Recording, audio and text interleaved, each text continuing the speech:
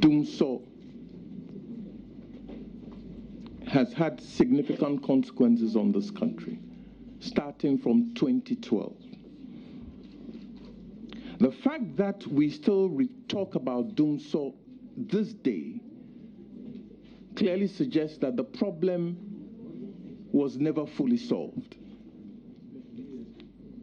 and it lingers. To put it in a nutshell, we believe that we are moving from Dumso to a steady state of power supply to the ideal state of uninterrupted power delivery. The problem of Dumso, in our estimation, is not a technical problem. If you look across the spectrum of the energy sector, we have some of the best brains and technical people in our energy sector in Africa. The problem of Dumso has been principally one of money. The energy sector we find now is seriously cash-strapped, to the extent that we now live in a debt merry-go-round. If you look at the value chain for power delivery, the power generator, the major power generator, VRA, and the IPPs, independent power producers, buy their crude, they generate power, load it onto Gridco, Gridco sells it to ECG, and ECG must collect the monies and pay.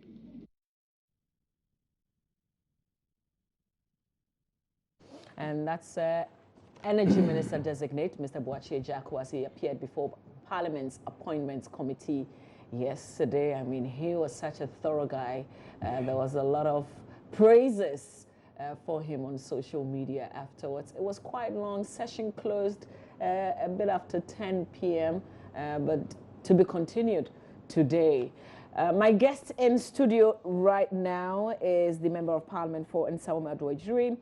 He's the Honourable Frank Anot-Domprey. Good morning to you. Hi, good morning. Thanks for coming through. It's been a long time. Yeah. And later on, we'll be joined by Honourable Richard Echampong, Member of Bia East constituency. That's where he's Member of Parliament. Obviously, we want to start with the Appointments Committee's work and the people that appeared before them yesterday. Trades Minister Designate, Foreign Minister Designate, there was also local government, Haji Halima Mahama, and of course, Boakye Agyarko. Who impressed you the most? Well, good morning to your viewers and my constituents, Akufo-Addo.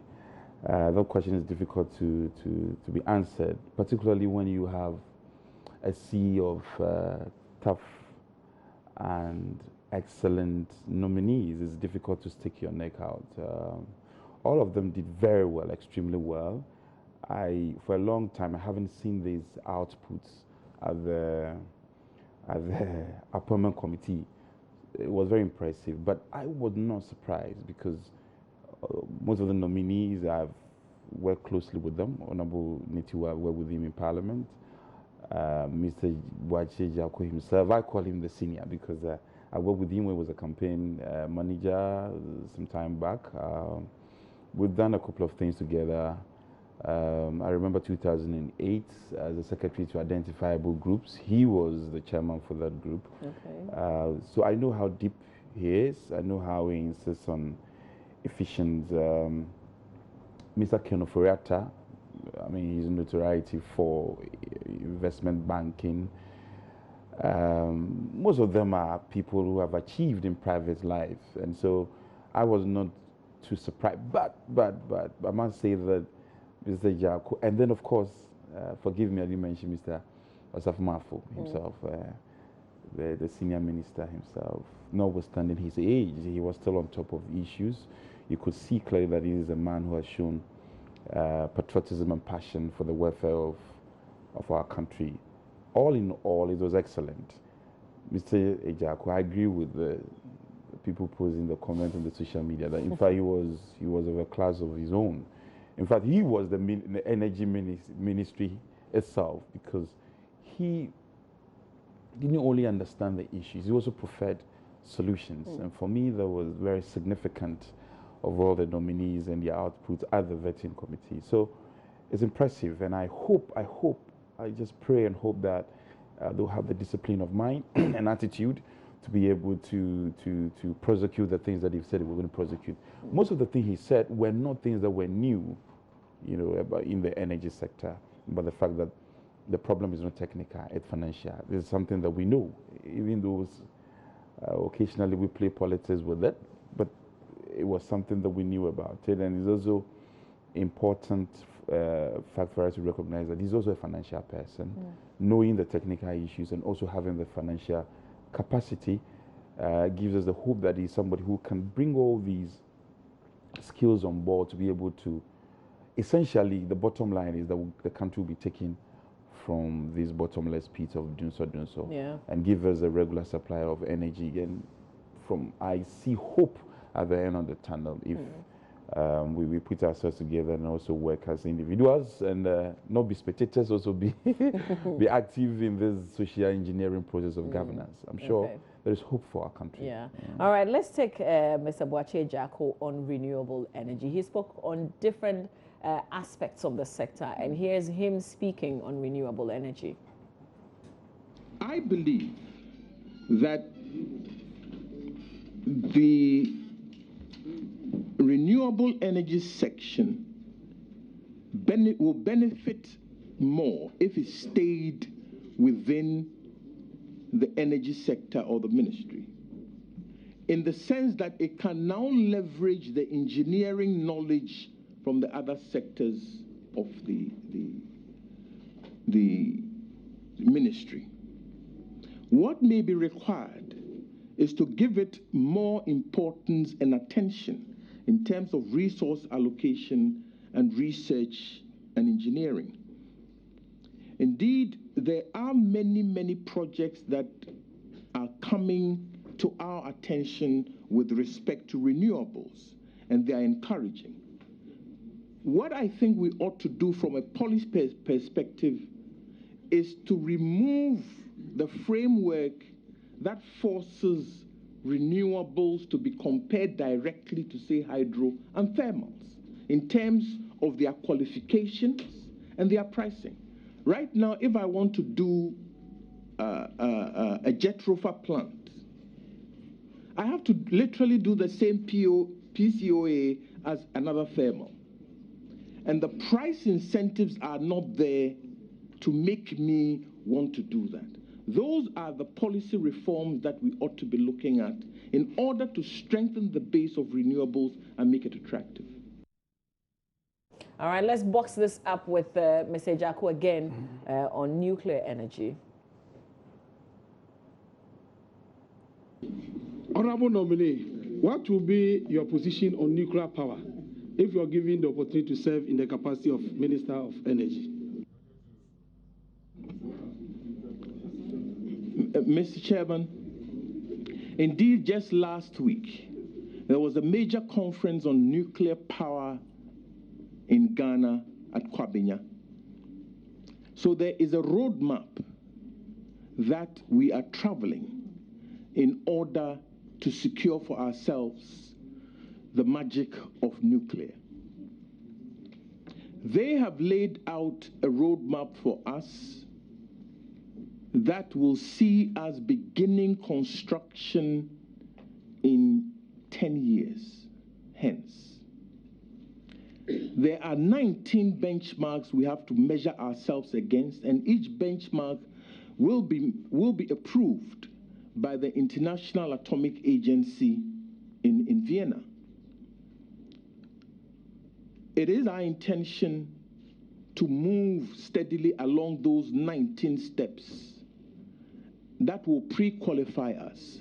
So it is not an immediate option. We will live with their regime, but we will do our very best to comply with the 19 steps and make sure that we qualify. Chairman, sorry once again to the honorable nominee. So of these 19 steps, Which of them are you able to do within the next 4 years or 2 years? Mr. Chairman, that will not be, it does not lie in the bosom of the government to decide how many you can do within 3-4 years.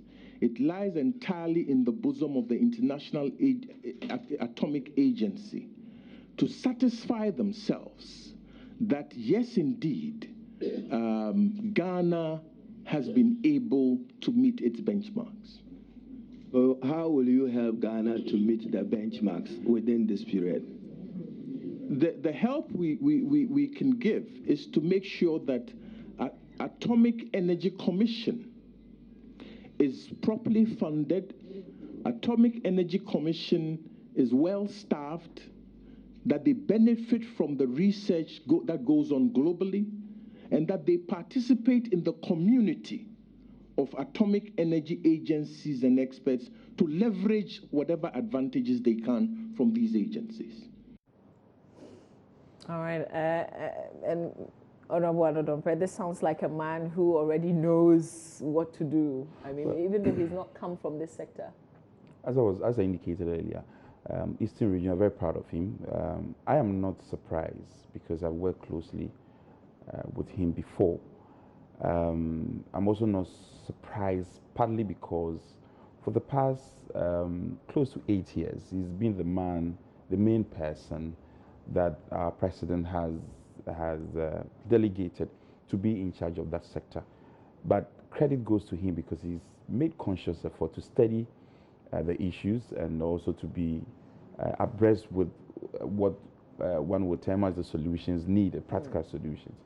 The question on renewable, if you recall, it was asked by Honorable Akufo-Addo, who was once the Minister of Energy and also knows the terrain very well. And the answer given for me was spot on. The fact that we don't have to create a separate entity to stand independently of the ministry was important, and also for the fact that they will exchange and leverage on capacity and ability to learn from each other and move forward. On the nuclear, I must confess I have little knowledge in that area. But again, he showed class. And the fact that he's even aware of conferences and number of meetings that are going on in the and what the Atomic Energy Commission needs and all. So we have a solid guy, and for me, it reflects on the appointing authority as well. It's something that you cannot discount. Our president has an eye for quality. He's also clearly knows what he's about, and so far so good. All the nominees that have appeared before the appointment committee shows that initially when the names came about, we had a few criticisms here and there, but I'm sure that all the critiques and the criticisms that came up, people are beginning to understand why the president had gone for some of the individuals who we think that have class and will be able to ensure that indeed we achieve what we said we were going to achieve. So it's good, it's very good, and no mean a ministry than the energy, which has been one of our challenges as a country moving forward to be able to develop at the pace that we all anticipate. So it looks like it's clear. We won't have petroleum ministry, we won't have power ministry. Yes, that one is clear. From the onset, that indication has been made clear, and I think it's good enough. There was no really the need for the separation, because ask yourself, if fact be told, when the separation was done, did he add anything significant? What did he achieve? What were we seeking to achieve with that separation? Nothing. So I think it's good that we merge it, and the man at the helm of affairs clearly knows his way about and will be able to handle these two important sectors of our economy for us. Do you know of any names coming up as deputy? Well, I've heard Honorable Kobi-Achompong. I don't know until it comes. Okay, which of the Kobi-Achompongs? Because there's one. Honorable, what's the name? Kobi. We call him Kobi. Yes, Kobi of Takrady. Oh, MP. okay. As in Kwabena. Yes. Okay. Yes. Okay. That is the name I hear is topmost. I don't know. It's up to the president. As deputy to Boakye Jaco. And he's also a very good guy, ready to learn, quality, young guy, very aggressive, and If he's confirmed, I'm very happy. I know him very well, and I know he also has an eye for quality. Straightforward, yes. Wow. So Ghanaians, essentially, we are in safe hands.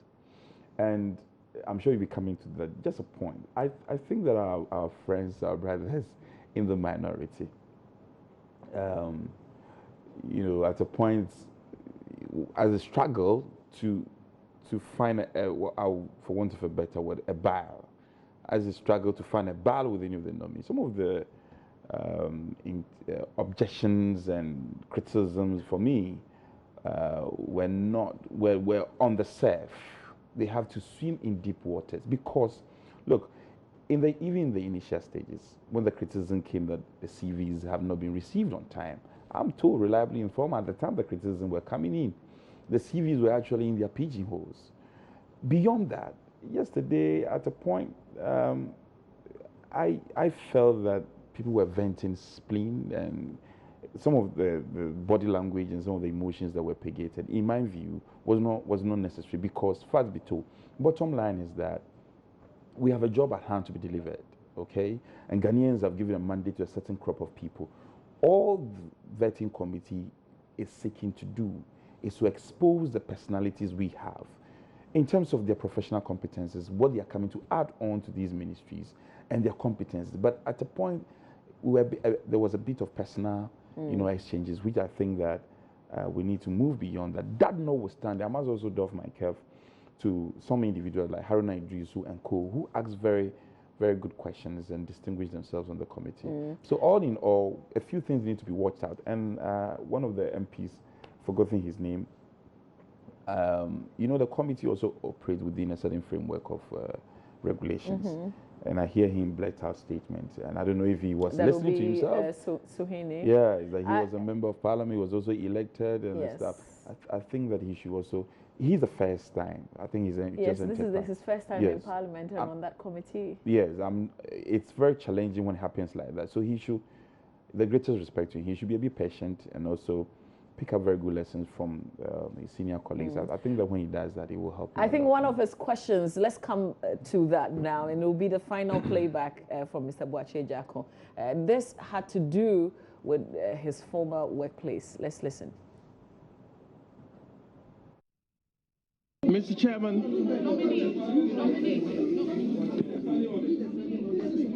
Nominee, hold on. The majority leader wants to come in. Hold on.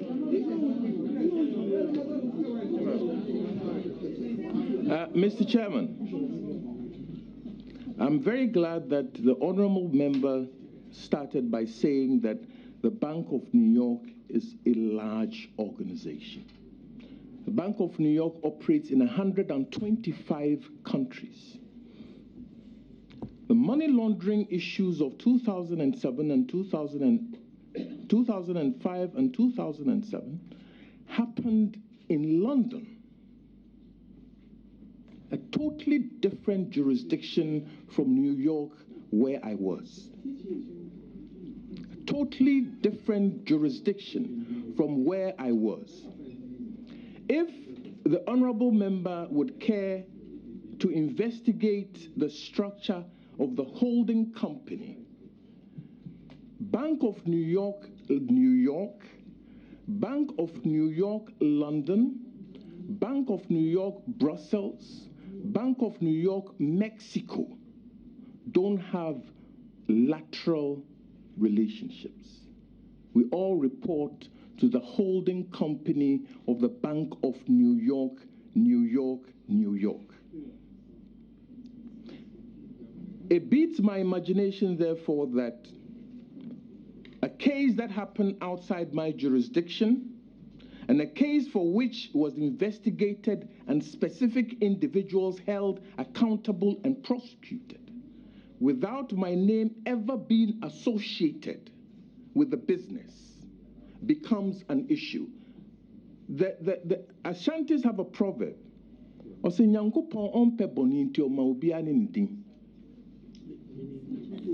To wit, because God abhors evil deeds, he gave each and every one of us a unique name. Mr. Chairman, the question has no linkage. The question of the criminal prosecutions has no linkage to New York and my employment. So I am rather lost on why it's an issue. This was one of the tensed moments yesterday, but this is what we didn't hear the person who put the question. We didn't hear, you know, all that banter, but this is his response to this question. And it looks like it's cleared up because this has come up even, you know, outside the committee. This issue, you know, going on in the background, it looks like it's cleared up now. You see, going forward, I think that all of us as young men, I'm a young man, learning from our senior colleagues in Parliament. I'm patient and obedient enough to learn. You see, our friends, you also know that there are some things you can say on radio. There are some things you can say on political platforms. There are some things you cannot say in an August gathering like that because over there, the environment is different, basically. And so one can grant him the benefit of that, that he asked the question, which was completely out of the regulations and out of order, so to speak, and he was given an answer. He should have been disciplined enough to end it there, but then he made all sorts of comments. I think we need to be all of us need to be careful. But he's been shut down a few times, so this may not necessarily be coming from just yesterday, but he's probably boxed a lot of things in himself. And, you know, it kind of like showed yesterday. That is why I'm saying he needs to tread with caution. You know, one of the minority MPs also did the same thing to me personally. And there was a time we were talking and there was a debate, a business team having presented, inputs were made. I made my inputs, and on lighter note, I mentioned Accra, Dubai. And then he put me on a Facebook and personally ran me on his Facebook page. It was most embarrassing, and I was amazed that people could descend to that level. So our brother needs to understand that ultimately, we are serving the good people of this country. And when you begin to acquit yourself like that, you lose your credibility. And in Ghana, politics say that for a very short time, people will just rubbish you, will not take you serious. So he should lift up his game and show, for want of a better word, some maturity in his discourse. Nobody is saying you shouldn't grill the nominees. In fact, they are there to be exposed. We need to know their competences. We need to know their deficiencies. Mm-hmm. But when the thing becomes personal and as if I have something I have to score, I have to settle with you, and there is a propaganda mill outside, I need to bring it and run you down, that is not good enough. I hope he will the minority leadership, Haruna Idrisu himself and Honorable Mutakar, will teach him some lessons for him to acquit himself with a bit more. How is it played on the committee level when you're found not to be disciplined enough? What do they do to you? No, there's a human face to it. If it happens one or two occasions, he can be spoken to, and for him to amend his ways. But when it becomes repeated and continuous, then the committee has the powers of a high court. And if you are found to be disruptive and disrupting the activity of the committee, you can be disciplined. Look, so that's almost like contempt. Yes, it could constitute a contempt attempt, and wow. You could suffer some consequences for it. I don't pray that we get to that level, but I just hope that all of us will understand that. I mean, basically, the nominees are just supposed to be questioned, and for them to come and serve us. Let's not turn this whole business into a life and death affair. Let's box him in, let's humiliate him. That kind of attitude, I don't think it will show class. And I am happy the attitude of the minority leadership on the committee. I'm very impressed with the attitude. Honorable Muntaka, he's carried himself well. You see, you can push the nominee. You can ask all the good questions within the framework of the regulations. And when you do that, nobody will have problems with you. Well, let's talk about another nominee and an action that was taken that also came with a lot of backlash. Hajia Alima Mahama speaking on the sacking of MMDCEs and the direction that was given to her by President Akufo-Addo. Let's hear her. Mr. Chairman, I'm glad he ended up by saying that it ought to have been signed by the president. In other words, his problem is not with the action. The action he's saying was not illegal. It could have been done. His issue is just my signing the document. And again, the Constitution 58, if you look at Article 58(1) and 58(2),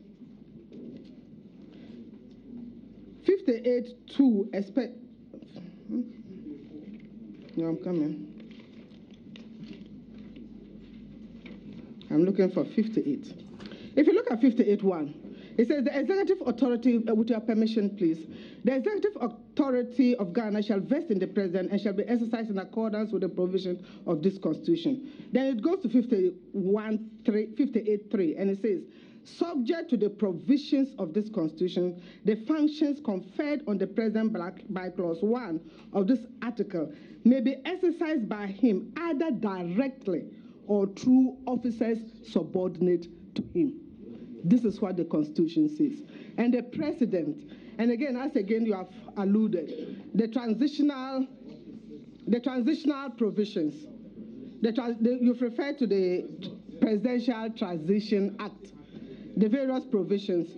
It again refers, the first one that you read, 14(1), on the assumption of office, those persons specified in the schedule will cease to hold office.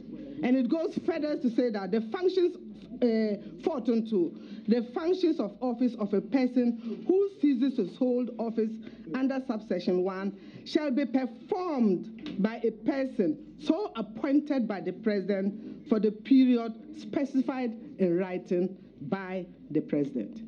In a letter dated 9th January, the president wrote to me, Alima Mahama, directing that I be his representative to take charge of affairs of the Ministry of Local Government and Rural Development.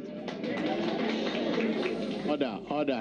And following on that, he directed that by virtue of the powers invested in him in Article 2433, he was revoking appointment of DCEs, and therefore I should go ahead and send out that letter, which I did. And I did the letter, signed it. I remember you giving us enough information. I think it's all right. No, I want to say how the letter was signed.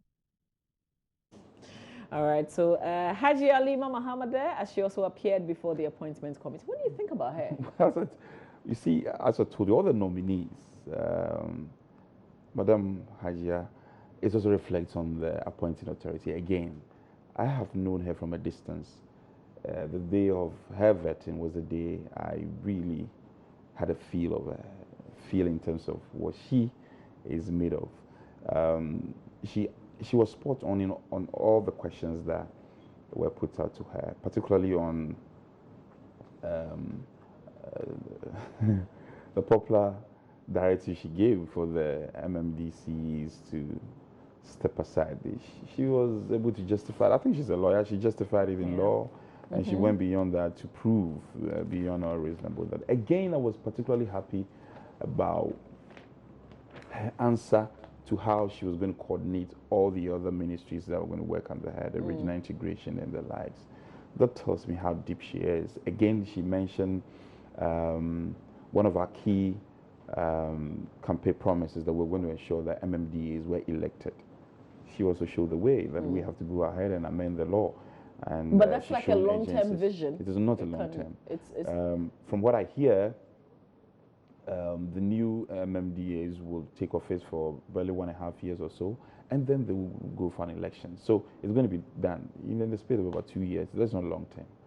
That's not long-term. And she seemed to understand what has to be done in terms of our local governance structure. I'm surprised that MPs are hailing this move because, you know, I paused to think about it for a while yesterday.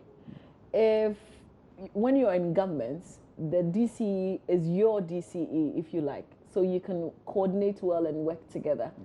But imagine if the person in your constituency, for instance, was somebody from the other side. How are you going to work together? Well, you have to work together. You see, we have to move our democracy beyond these partisan and politicking unnecessarily. You have to work together. I don't see it is working in other jurisdictions.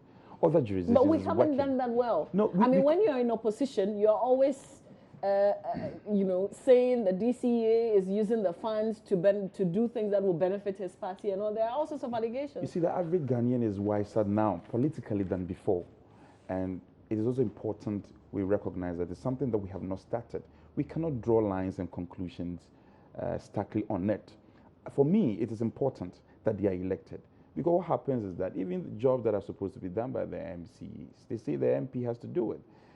Jobs related to refuse dam, they say the MP will have to come and pick up refuse containers and all this, and even beyond that. So once the MMDC are elected, notwithstanding that we are coming from the same stock in terms of political party, it would also put a certain agency in the way they relate to the constituents and doing their job. Because at the end of the day, you know that you will be elected. You will go for an election. Now, there's a lot of heat on the MPs because bottom line is that you have to go and renew your mandate, and that will have to come from the people. Let's start the process. If it becomes important, we have to review it. We'll review it. All the democracies that we are all looking after, they also started it. There were shortfalls, there were challenges, and they have fine-tuned and polished it up to this time. So we need to start this process, and I believe that it's something that we will have. There's a school of thought, people who say, okay, well, if, for instance, the MPP, which is not too popular in the voter region, what happens? Don't forget, it is not the MCA alone who runs the assembly. You have members of assembly members, then there are government appointees. The MC or the DC alone cannot hold ransom to development. He cannot say that I want to do it the way I want to. There are other players in the assembly, and we're also going to put pressure on the MC to ensure that he works. And the people are also there. If you are there, and because it is not your political party that is in power, and therefore you want to undermine activities at development, you have a question to answer, because basically you have to go to the people and seek their mandate, and they will have to vote for you or not. That will facilitate progress and development. Okay. I'll seek the thoughts of our next guest who will join us for a conversation. I guess it's going to be short, but we'll manage with that. The Honorable Richard Champong, Member of Parliament for Bia East constituency, will join us. But I also want us to take this clip of Haji Alima Mahama on budget constraints and also misapplication of funds. The budgetary allocation, I'm constrained in the sense that I don't know what was the components, that what it was allocated for. So I'm kind of constrained to lead to the deduction. But I realized that LGSS, that's the Local Government Service Secretariat, now Office of the Head of Local Government Service. They were initially within the Ministry of Local Government budget. But I understand that 2015, they had their own cost center, and therefore taken out of the local government budget. Maybe that could be the reason for the drop in budget. I don't know. I have to look at the various components. Was there some activities that they completed and therefore did not need more resources on that?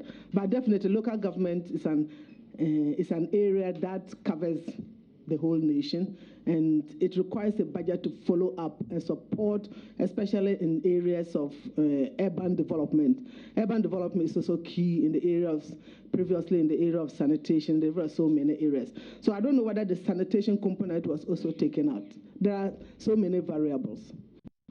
I think, again, there should be, Mr. Chairman, some supervision and tracking of expenditure, and it's kind of complicated, especially when I look at some provisions now within the new act. For example, it even in the local government 462, district assemblies could not invest their resources without approval of the Ministry of Local Government and the Ministry of Finance. Now, with this new law, they could just go and invest their resources, and the Ministry of Local Government may not even know about that. So there are a whole lot of players now in the local government systems, and different monies from different sources, not in a coordinated manner, goes to the district assemblies. So we have to look at this channel, look at the coordination, look at the finances that go to there, and institute some kind of supervision and monitoring system in that regard.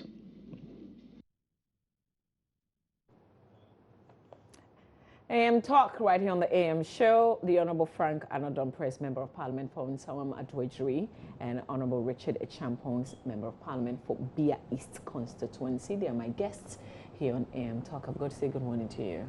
Good morning. I hope you're well. I wanted to, have your view quickly on the election of the DCEs. I was wondering, members of Parliament are happy about it, but is this something that really would work on the ground? Yeah, thank you very much. Let me apologize for the late. I was stuck in traffic. Every administration has this in his manifesto, at least to elect these MMDCs. But practically, it's quite difficult because, like, looking at somebody who will champion the cause of the party or who implements your party manifesto. But the selection by the government, that nominating 3 people, you vet them, and then people will cast their ballot on them. At least, so you are nominating your own people, so they will implement your party policy and programs for you. And then to make the DCs responsible to the people. Because sometimes they think they are just nominated by the president, they represent the president, they are not accountable to the people. There are some DCs for the whole 4 years. They will not even visit a single polling station to know what is happening. So as you, the MP, you go around just telling the DC or the assembly the needs of the people. So at least I'm more for it. But we are praying that the NPP walk the talk, because in their manifesto they promise, and now they're telling us they'll do this in 2018. Because it's a process, isn't it? Yeah, so let's see how the whole thing will unfold. Either they're going to nominate 3 people or they'll make it open for everybody to contest. As in every political party to... Like what we do for the MPs, so that you just put up your bid and then people, you canvass for vote and people vote for you. Then we can share power some way. So that, like, if in voter region, certainly NDC is going to get some seats, and then Ashanti region, the MPP is going to marshal their force and get ministries, so that there will be some checks and balances. Then people will not be looking at political party. We look at the bigger picture, which is the national interest. So that we have to buy into all the programs and then manifestos of all the parties. Then the winner takes all attitude, at least we can reduce it. Okay. So 2 more things I wanted us to do. One is go back to the Daily Guide newspaper, because they put up some names as deputy ministers, mainly the regions, names coming up. And let me start with, Greater Accra. The paper reports that Ishmael Ashite, the Greater Accra Regional Chairman of the NPP, is likely to be named Greater Accra Regional Minister. Asuma Chireme, Bono Ahafo. There's also Kwame Nadankan for Central Region. And then Dr. Kwekwe Friye, the MP for Sefiri, also for the Western Region. Salifu Saeed, who is a former DCE for Nanumba, likely to be Northern Regional Minister. And then there's also Simon Osei, tipped for Ashanti Region. Gifty Eugenia Kusi, who is also Member of Parliament for Takwan Swayim, likely to be Deputy Regional Minister. You should know. You should know about these names. Well, just a quick one to what my colleague said about the election of MMDCs. I'm not sure if the nominees will be elected from us, will be like proposed from us. It will be the second option as it's going to be open, one. Yes, it's going to be an open approach, and we believe that we are going to set another tone, a milestone about the politics again. Now, these names, yes, I've heard a few of them. But these are confirmed, right? No, it's not confirmed. Oh. Yes, it's not confirmed. It's a paper that is... But the paper is as close as you are. I don't know about that. I don't know about that. You are saying that he who is alleged must prove. Now, I'm sure for some of them, I'm sure it's going to happen. I can't stick my neck out. We all have to be patient. even a minute before going to press, anything can happen. So there's no point in jumping the gun. We need to keep our fingers crossed and wait. But the names that have come up, I will look at a few of them in terms of competences and things that I know about that. Greater Accra, Ishmael Ashite, very experienced politician. I know him from afar. I know a good job he did in the Greater Accra for the party. And I also know him. I think he was once a Minister of State in President Kufuor's era. So he brings some experience to bear. Kwame Nadangan, solid party person, lawyer, hard-working. The Central Region is very important to us. I will not be surprised if he's confirmed as a regional minister for the Central Region. Madame Kusi, I heard is true. From a reliable source, I hear that aspect of the story is true. So, all in all, we can always... Which other regions are you going? I don't know about that. Because which of the regions? You should ask which of the regions I am from. Regions are you I don't going? know. I don't know. We've heard a few places, but we are just patient. But Eastern region is not mentioned. So maybe, No, Eastern region, that's fine. Eastern region has not been mentioned. We are patient and we respect the decision of the president. You know, the good thing is that our president was uniquely given this mandate in our party. Never in our history a personality has been given 3 times to be on the tickets of the party. This has never happened. So it comes with the hindsight benefit. He knows the party in and out. He knows almost. But I hear a lot of people are also lobbying. That is natural. Ask him what happened during the time. As for lobby, he will go on, but the president will have the final say. We need to respect. It's a natural process. But how is the lobbying done? Because, you know, I'm coming from the creative arts, and we've seen Socrates Safo, you know, lobby the way he's lobbying, and it's been widely condemned. But of course, he also has this huge support base behind him. But we're told that the true politicians, they lobby in a certain way. You won't hear, but they are there. Well, so how do you guys do it? I am not an authority when it comes to maybe my colleague will help me. But what I know is that much more often than not, it's about what you've done for the party, and then what you are bringing on board, and then sometimes where you're coming from, the region you are coming from. Because you see, the appointment process, a lot of things go into it. The regional balance, sex, and a whole lot of things come up. So you need to position yourself and know your strength and fight along your strength. If, for instance, you're fighting for a ministry that you think that gender balance and regional balance will not be upheld when you are given the mandate, then you must as well look for other places. I know people are using their traditional leaders to visit the president regularly to talk what they have to say. So as for the lobby is going on, but I'm sure the president, experienced as he is, he knows what to do. I hear you know all about it, Honorable. What's happening right now in the MPP? How are they lobbying? He knows it, but because he's in government, he's constrained. No, but like you said, it's natural because even if you are not lobbying for yourself, there are people from your constituency, your church elders and all that. They see the potential in you. Oh, you can also be the minister so that you can bring development to our area. And sometimes even the party will put pressure on you. These are some of the things we need to check. But like, the maximum will be, let's say, 80 ministers. And you have, let's say, even with the MPs, there are 169.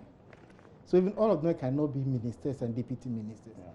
Some can serve on committees and some can be leaders in parliament. But our society, if you're an MP and there's an appointment that you're not given an appointment, people might think either you are not in the good books of the president, or maybe you are not performing well in parliament. So it creates a whole lot of issues among the members. People should understand that all of them cannot be ministers. All of them cannot be deputy ministers. Some can serve on committee, like a finance committee chairman. It's more powerful than even some ministers. But people don't know. He's doing the work of the president in terms of loans, in terms of agreement and all that. Look at Mines and Energy Committee. Signing an agreement for a block. You know what it takes to sign this agreement? And if you have a chairman of such a committee, so powerful. But people don't know all this. So if you are not a minister, meaning you are not part of the system, this should not be the case. So some will use all means to lobby, and even Good Morning itself can send a signal. Every morning you go to him, oh, Mr. Minister, good morning. The President, good morning. So that he's coming with the revelation. So that you are catching the eye of the President. So at this time, what you do is, strategically do something that will catch the eye of the President. Oh yeah, visibility is very important this time. And even if you have a godfather, he can also do the lobbying on your behalf. But all boils down to what you can bring to the table. How do you pay those people back? Because if people push for you, it means they have an interest somewhere. Some might have interest, some might not. No, there are people, they've served their party. I can mention names in my party. I asked them, some are so old to the extent that you don't expect them to join the campaign trip, but you see them. So you ask yourself, what do they want? They don't need anything. They don't want, they don't want even any position, but they are happy belonging to the party. And if you come from Eastern region and you have such a person, you also want to get somebody representing the region, so that when they are not there, they also at least there will be some guys who will take forth. So it's one of those. It's not about personal payment or whatever, but people also do this at the back of their head that come one day also support me or my children. Okay, sure. So it's just a win-win situation. Okay. You want to say something? And also, the individuals, people could be lobbying for you, but a lot is also contingent on you, how you carry yourself about. If you are the type who, you are all over the place, you are not a very disciplined person, you speak anyhow, it is very difficult for somebody to stand in for you. So it's a lesson to us, we the young ones coming, that we all need to conduct us. You never know when. And so we need to behave ourselves well, and I'm sure that when somebody is lobbying for you, they would have a good ground for you. I guess I can steal a second each on this directive for the Director General of the Ghana Ports and Harbours Authority to proceed on leave. I mean, this style of sacking people by 5 p.m. yesterday, no reasons given. Are we still continuing with it after the Cocoa Board boss was sacked in a similar fashion? Yeah, no, this issue, KB Asante spoke against it. Even the tone of the letter was inhumane, and then and it's un-Ghanaian. Certainly the person knows he or she will be sacked. So at least give a day or two. Either the person will resign voluntarily or... but should that be the case? This is the Ports and Harbours Authority. Yes. I mean, is this and our the source same of revenue, our source of revenue is from this point. Either the person will resign by him or herself. That mean if I were him, by the 7th or 8th, I'll just tender my resignation, because certainly it will come. So why do you wait like Sepayanki is doing? Because no matter what, you'll be sacked. So all these positions have become political. Political positions. You don't need to have an expertise to be there so that another government can work with you? No, this guy, GPHA, he has gone through the mill. But because of become the chief, the Director General, that position is political position. And you cannot revert back to a junior rank. Oh, so you have to just go or you are sacked. Yes. So, but let's be decorum in this arrangement. A day or two, because no matter what, the person has served his country for years. The minimum will be 4 or 8 years.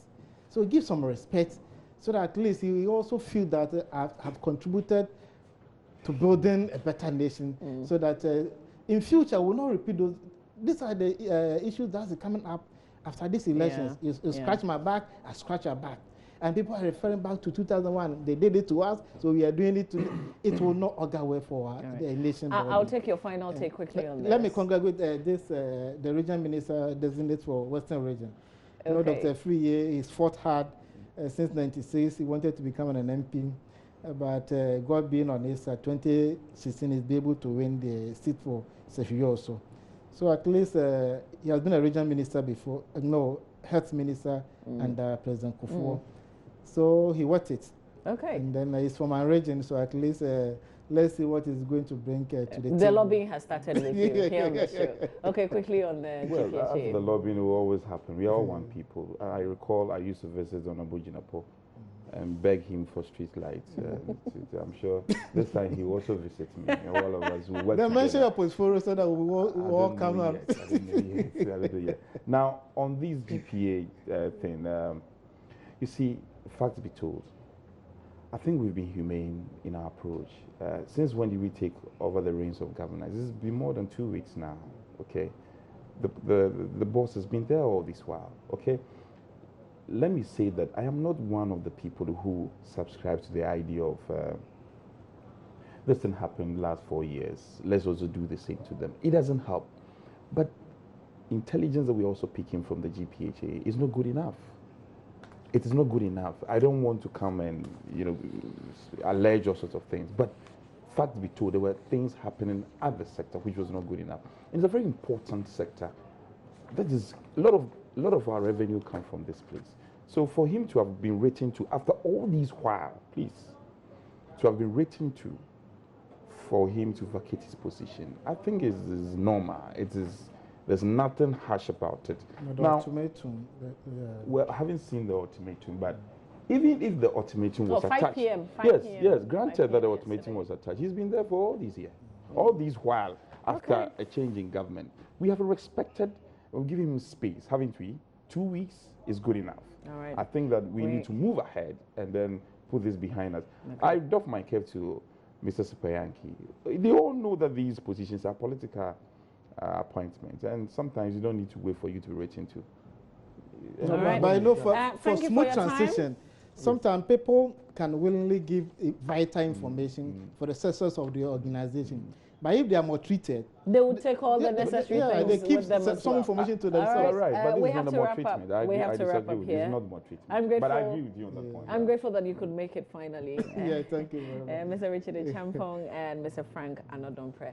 I wish you well. May you get a ministry that is on your hearts. Yes. But I hope that you Or also a good focus board. and know that whatever happens, your constituency first, because you know what it would mean if you don't concentrate on the constituency. Exactly. You're on point. Okay. You are on point. So I wish you well. I wish you well. And I will lobby, Thank you. depending on where you go as well. Use social media to support him. Actually, okay, so I'll use social media. No, okay, no, I'll use radio to support you. Thank you. This is a tale of a 16-year-old girl who survived a forced marriage and is now helping other victims escape the menace. Justice Beidou is here. We're talking about this, and he has a documentary as well. Stay with us. There's more here on the AM Show.